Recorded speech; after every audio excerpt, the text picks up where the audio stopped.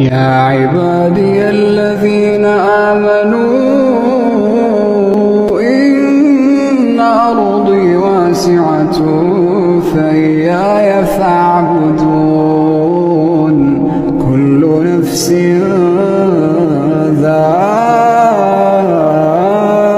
ذائقة الموت كل نفس ذائقة الموت ثم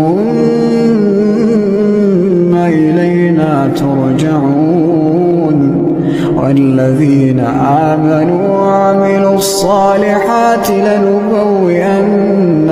من الجنة غرفا تجري من تحتها الأنهار خالدين فيها نعم أجر العاملين